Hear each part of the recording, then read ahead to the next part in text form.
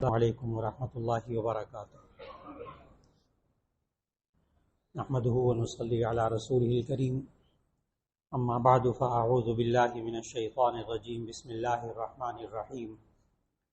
لقد من اللہ علی المؤمنین اذ بعث فیہم رسولا من انفسہم یتلو علیہم آیاتہ ویزکیہم ویعلمہم الکتاب والحکمہ وإن كانوا من قبل لفی ضلال مبین۔ صدق اللہ العظیم۔ اللہ رب العزت نے انسان کو بڑا باشعور بنایا ہے، اور یہ انسان، اس کی فطرت میں اللہ نے نیکی اور بدی کا شعور بھی رکھا ہے۔ اللہ نے سورہ والشمس کے اندر 10 چیزوں کی قسم کھا کے کہا، والشمس وضحاها والقمر اذا تلاها، 10 چیزوں کی قسم کھا کے کہا، ونفس وما سواها والہمها فجورها وتقواها، کہ اللہ نے ہر نفس کے اندر، ہر شخص کے اندر اس کا تقوی اور اس کی بدی اور نیکی دونوں اس کے اندر رکھ دی۔ اتنا باشعور بنایا ہر انسان کو۔ اس کے باوجود اس انسان کو ضرورت تھی کہ کہیں یہ اپنے ذہن اور اپنی سوچ اور اپنے جذبات سے خود فیصلہ نہ کرنے لگ جائے کہ یہ صحیح ہے یہ غلط ہے۔ جیسے بسا اوقات انسان کے سامنے کوئی قرآن کی آیت پڑھی جاتی ہے، کوئی حدیث پڑھی جاتی ہے، تو آگے سے ایک مسلمان پڑھا لکھا کہتا ہے کہ ٹھیک ہے، آپ قرآن مجید کی آیت پیش کر رہے ہیں، آپ حدیث پیش کر رہے ہیں، لیکن میں یہ سمجھتا ہوں، بات ہی ختم ہو۔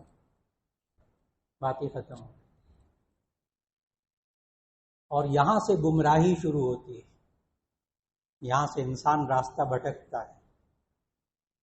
آج ہر باشعور انسان کی، ماں باپ کی آرزو ہے کاش ہماری نوجوان نسل گمراہی سے بچ جائے، بھٹکنے سے بچ جائے۔ ہم اپنی نئی نسل کو، بچے اور بچیاں، خاص طور پر نوجوان نسل کو ہم کیسے گمراہی سے بچا سکتے ہیں؟ آج کی نشست میں یہی موضوع ہے، اس لیے کہ آمد مصطفیٰ صلی اللہ علیہ وسلم کا اللہ نے یہی مقصد بتایا، صرف یہی مقصد کہ ان انسانوں کو گمراہی سے کیسے بچانا ہے۔ اور یہ آیت ابھی تلاوت کی، جب ضرورت پیش آ جائے کہ ہم اپنے بچے اور بچیوں کو، ہم اپنے آپ کو، اپنے گھر والوں کو، اپنے دوستوں کو اگر رہنمائی کرنا چاہیں کہ بھئی آپ گمراہی سے کیسے بچ سکتے ہیں، تو سورہ آل عمران آیت نمبر 164 چھوٹی سی آیت ہے، تلاوت کیجیے، مکمل جواب آپ کو ملے گا، ایک آیت سے مکمل جواب ملے گا کہ ہم گمراہی سے اپنی نئی نسل کو کیسے بچائیں۔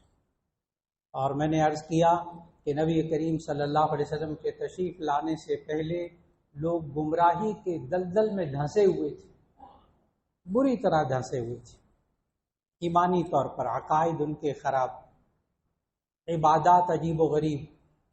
خانہ کعبہ کا طواف کرتے تھے قرآن مجید کے مطابق، خانہ کعبہ کا طواف کرتے تھے، بے لباس ہو کر طواف کرتے تھے، چٹکیاں اور تالیاں بجا کر طواف کرتے تھے، کہتے تھے ہم دین ابراہیمی پر ہیں۔ قرآن مجید کی آیات چٹکیاں اور تالیاں اور سیٹیاں بجاتے تھے اور بے لباس ہو کر طواف کرتے تھے، کہتے تھے ہم عبادت کر رہے ہیں۔ میں یہ بتا رہا ہوں کہ باشعور ہونے کے باوجود گمراہی کیسی ہوتی ہے۔ یہ سب کچھ ہو رہا تھا وہاں، کہنے کو خانہ کعبہ کا طواف کر رہے ہیں، اور قریش بے لباس نہیں ہوتے تھے، قریش لباس پہن کے کہتے ہم VIP ہیں، نحن حمص، نحن جار اللہ، ہم اللہ کے گھر کے ہمسائے ہیں، جسے مجاور کہتے ہیں، مجاور، ہم اللہ کے گھر کے ہمسائے ہیں، حمص، ہم بہت اہم شخصیات ہیں. ہم لباس پہن کے طواف کریں گے، جو باقی جو لوگ باہر سے آتے ہیں نا اپنے گناہوں والے کپڑے لے کر، وہ اتار کے کپڑے طواف کریں. کہنے کو وہ ہدایت پر سمجھتے، لیکن کھلی گمراہی. جب انسان وحی الہی سے ہٹ کر اپنی زندگی گزارتا ہے سوائے گمراہی کے کچھ نہیں، سوائے گمراہی کے کچھ نہیں. یہ نبی صلی اللہ علیہ وسلم نے ہمیں بتائی یہ والی بات کہ وحی الہی سے ہٹ کر زندگی گزارو گے آگے گمراہی کے سوا کچھ نہیں. اس لیے کہ نبی صلی اللہ علیہ وسلم نے فرمایا کہ میں تو دنیا سے چلا جاؤں گا، پھر تمہیں گمراہی سے کون سی چیزیں بچائیں گی؟ فرمایا ترکت فیکم، صحیح ستہ کی بہت مستند حدیث، ترکت فیکم امرین لن تضلوا بعدی ان تمسکتم بہما کتاب اللہ و سنت رسول صلی اللہ علیہ وسلم. ترکت فیکم امرین، میں تمہارے درمیان دو چیزیں چھوڑ کر جا رہا ہوں. ان تمسکتم بہما، اگر تم ان دونوں کو مضبوطی سے تھامے رکھو گے، لن تضلوا بعدی، تم میرے بعد کبھی گمراہ نہیں ہو سکو، ہرگز گمراہ نہیں ہو. کتاب اللہ و سنت رسول، ایک اللہ کی کتاب اور ایک رسول اللہ صلی اللہ علیہ وسلم کی سنت. آج کسی بھی شخص کا کوئی عمل کتاب اللہ سنت رسول اللہ صلی اللہ علیہ وسلم کے مطابق ہے، وہ اپنے دل میں یقین اور ایمان رکھے کہ اس کی نجات ہو جائے گی. یقین رکھے. ساری باتیں آپ کو سمجھ میں آ گئی. کوئی مسلک، کوئی فرقہ، کوئی فلاں، کوئی فلاں، یہاں اس موضوع پر بات ہی نہیں ہوتی. اس موضوع پر تو بات صرف یہ ہوتی ہے کہ کتاب اللہ اور سنت رسول اللہ، دو چیزیں تمہارے درمیان چھوڑ کر جا رہا ہوں، اگر تمہارا عمل ان دونوں میں سے کسی کے مطابق ہے، دونوں کے مطابق ہے، انشاءاللہ جنت میں جاؤ گے، فکر نہ کرو. اور اس کے علاوہ گمراہی. نبی صلی اللہ علیہ وسلم نے ایک دفعہ زمین پر لکیر کھینچی، ایک لکیر زمین پر کھینچی، ایک لکڑی لی، زمین حدیث میں موجود، محدثین نے وہ نقشہ بنا کے دکھایا. لکیر کھینچی اور پھر اس کے دائیں بائیں لکیریں نکالی اور فرمایا کہ میری امت میں اتنے سارے فرقے ہوں گے، یہ سارے دائیں بائیں کے سارے گمراہ ہوں گے، یہ جو سیدھی لکیر والے ہیں نا یہ صحیح رہنمائی پہ ہوں گے، یہ صراط مستقیم پہ ہوں گے، یہ ہدایت پہ ہوں گے. آپ کے ذہن میں بھی یہی سوال آیا جو صحابہ کے ذہن میں سوال آیا، یہ سیدھی لکیر والے ہم کیسے پہچانیں؟ بنا تو دی لکیر بنا کر، یہ سیدھی لکیر، اور پھر دائیں بائیں نکالی لکیریں. تو صحابہ نے بھی یہی سوال کر دیا، یا رسول اللہ صلی اللہ علیہ وسلم ہمیں کیسے پتہ چلے گا یہ سیدھی لکیر پہ ہے، کیونکہ یہاں تو سارے کہتے ہیں ہم سیدھی لکیر پہ. نبی صلی اللہ علیہ وسلم نے ایک سوال کا جواب بڑے چھوٹے سے جملے میں دے دیا. جب صحابہ نے پوچھا ہمیں سیدھی لکیر کا کیسے پتہ چلے گا، فرمایا ما انا علیہ واصحابی، بات جملہ مکمل ہو گیا، جواب مکمل ہو گیا. ما انا علیہ واصحابی، جس پر میں، جس طریقے پر میں اور میرے صحابہ ہیں، بس یہ سیدھے راستے پر. کیونکہ صحابہ نے دیکھا نا نماز کیسے پڑھتے تھے. اب صحابہ نے جس طریقے سے نماز پڑھنا نقل کیا 100% حق طریقہ ہے، جو بھی طریقہ ہے 100% طریقہ صحیح.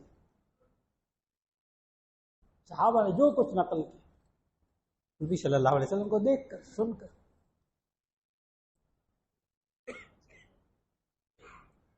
اور اللہ نے آخری نبی حضرت محمد رسول اللہ صلی اللہ علیہ وسلم کو بھیجا ہی اسی لیے تھا.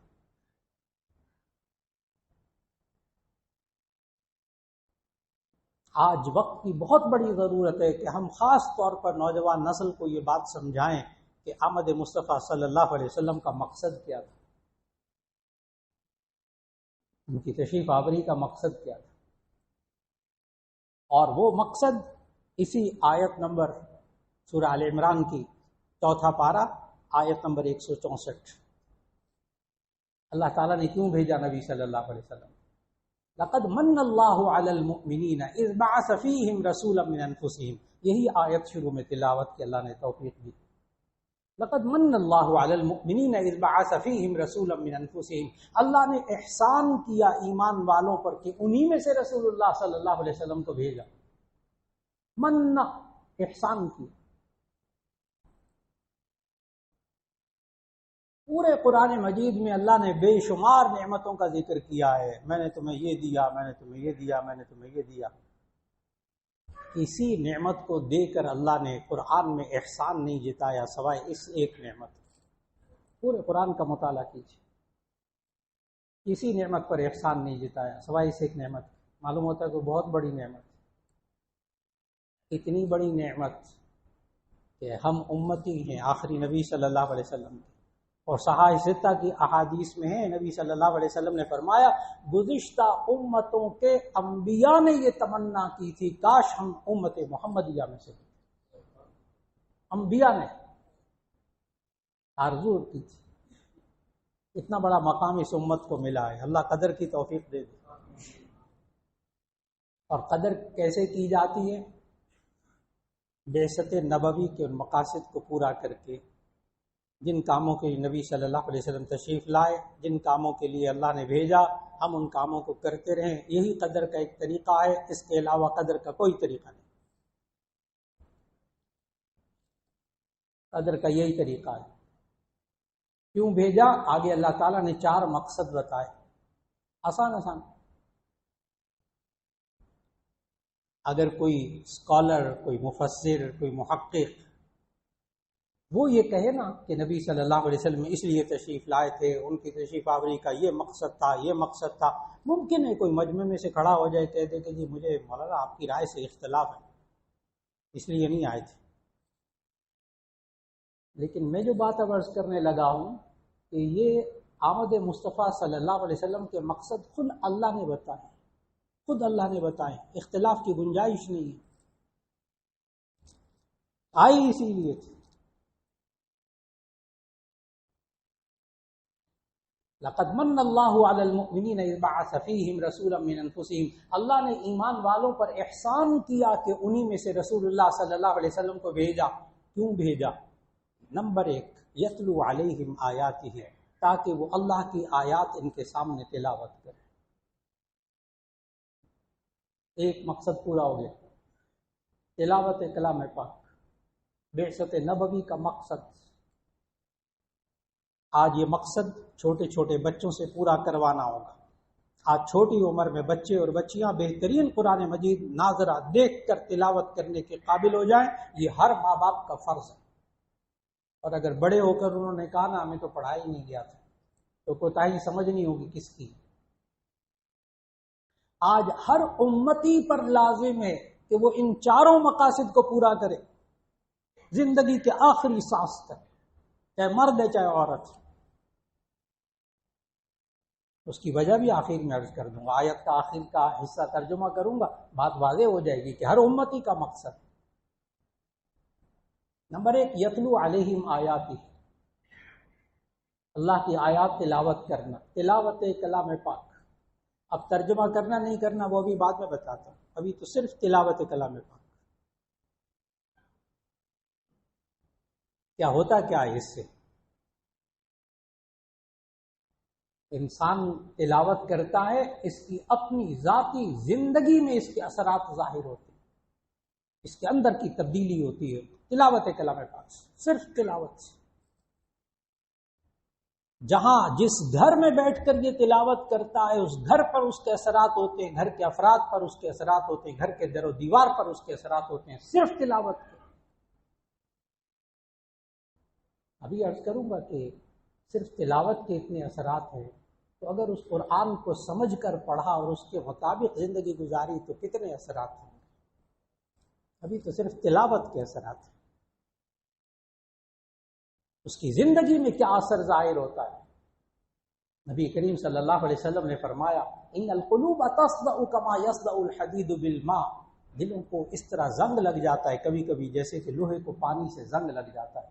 قال وما جلا ہوا یا رسول اللہ، اے اللہ کے رسول ہمیں زنگ کو کیسے صاف کر رہا؟ فرمایا بتلاوت القرآن و کثرت ذکر الموت، قرآن حکیم کی تلاوت کر کے، موت کو زیادہ یاد کر کے، تلاوت کلام پاک سے انسان کے دل کا زنگ دور ہوتا ہے۔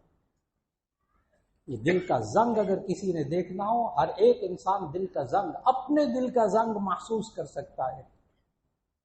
پتہ نہیں کیا ہے مولانا، آج کل میرا نمازیں پڑھنے کو دل نہیں کرتا، آج کل قرآن پڑھنے کو دل نہیں کرتا، آج کل گناہ میں مزہ زیادہ آتا ہے، نیک کام کرنے کو دل نہیں کرتا، اللہ کی راہ میں خرچ کرنے کو دل نہیں کرتا، بیوی بچوں کو بھی دیکھنے کو دل نہیں کرتا، بیوی سے تو بات کرنے کو دل نہیں کرتا۔ اس بندے کے دل پر زنگ چڑھا ہوا ہے۔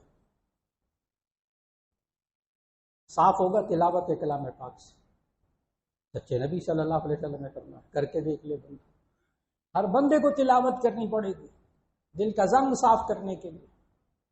نمبر 2، اس تلاوت کا اثر گھر پر کیا ہوتا ہے؟ نبی صلی اللہ علیہ وسلم نے فرمایا، بہت مستند حدیث صحاح ستہ کی، جس گھر میں قرآن مجید کی تلاوت ہوتی ہے حفتہم الملائکہ وغشیتہم الرحمہ وانزلت علیہم السکینہ، جس گھر میں قرآن مجید کی تلاوت ہوتی ہے اس گھر کے وہ رحمت کے فرشتے گھیر لیتے ہیں، اس گھر پر اللہ کی رحمت اس گھر کو ڈھانپ لیتی ہے، انزلت علیہم السکینہ، ان پر سکون نازل ہوتا ہے۔ آج جو شخص چاہتا ہے میرے گھر پہ اللہ کی رحمت ہو، میرے گھر میں سکون ہو، اس کو وہ آواز کے ساتھ قرآن کی تلاوت کرنی پڑے گی،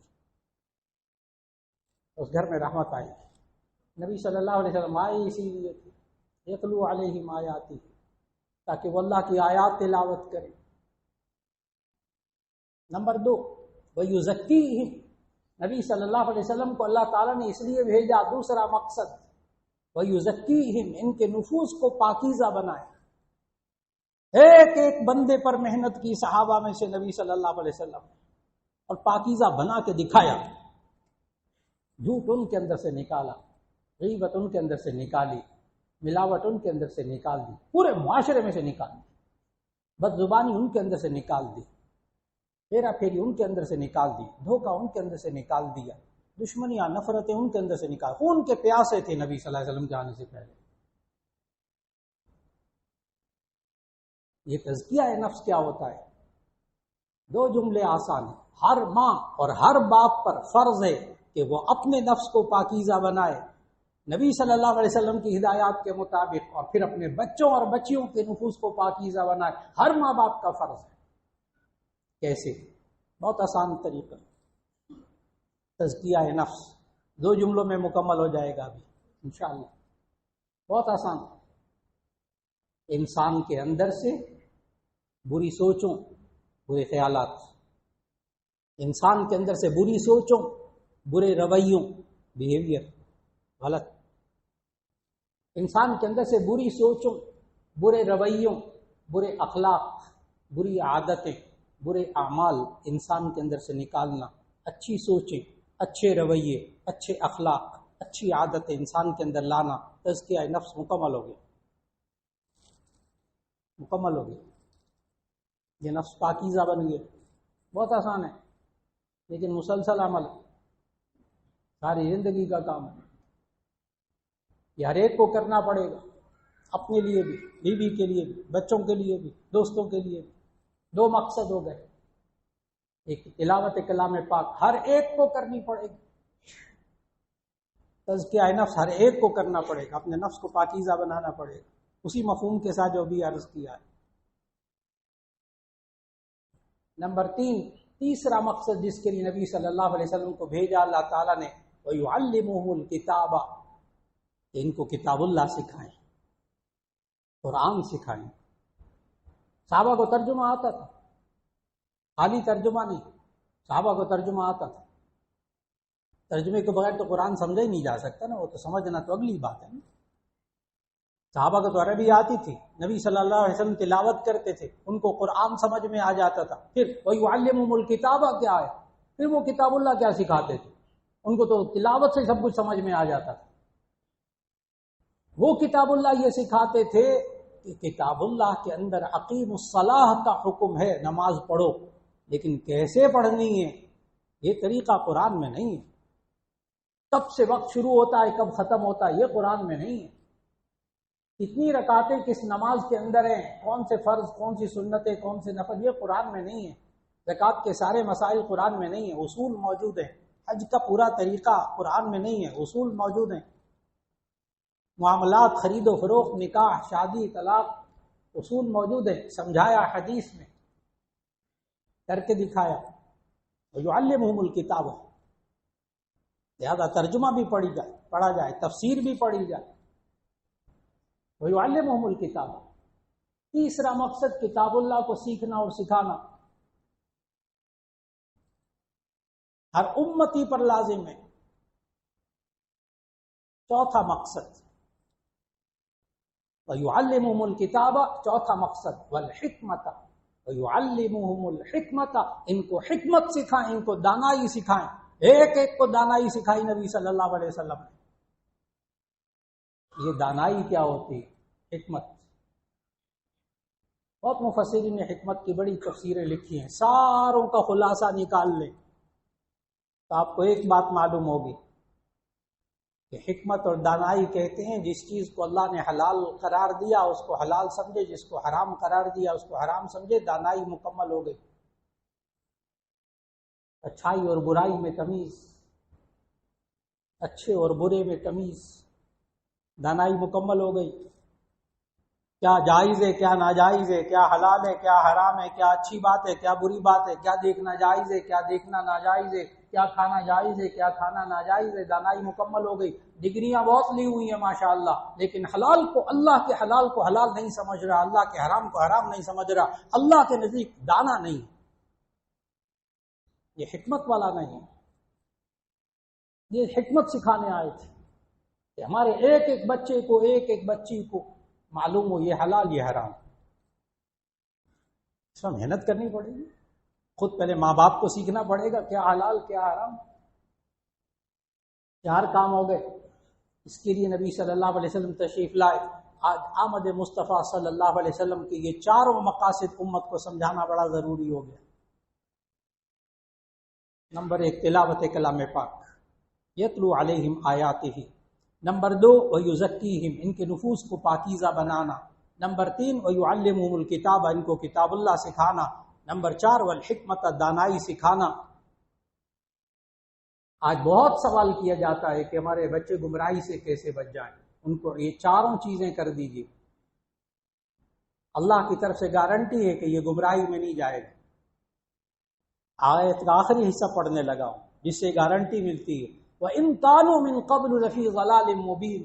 شان یہ ہے کہ اس سے پہلے یہ لوگ کھلی گمراہی میں تھے، جب تک نبی صلی اللہ علیہ وسلم نے آ کر یہ 4 کام نہیں کیے، اس سے پہلے لوگ کھلی گمراہی میں تھے، اور جب یہ 4 کام کیے اللہ نے سب کو گمراہی سے نکال دیا۔ آج بھی گمراہی سے نکلنے کا یہی علاج ہے، یہی علاج ہے، اس کے علاوہ کوئی راستہ نہیں۔ تلاوت کلام پاک، تزکیہ نفس، کتاب اللہ سیکھنا سکھانا، حکمت اور دانائی سکھائیے، گارنٹی اللہ کی طرف سے یہ بچے اور بچیاں، نئی نسل گمراہ نہیں ہوگی انشاءاللہ۔ اللہ آمد مصطفیٰ صلی اللہ علیہ وسلم کی خوشی منانے کے ساتھ ساتھ ہمیں ان مقاصد کو سمجھنے کی اللہ توفیق دے دے، اور پھر اس پر عمل کرنے کی توفیق دے دے، اور امت کو ایک ایک انسان کو اللہ گمراہی سے بچا لے، ہدایت عطا فرما دے۔ وآخر دعوانا ان الحمد للہ رب العالمین۔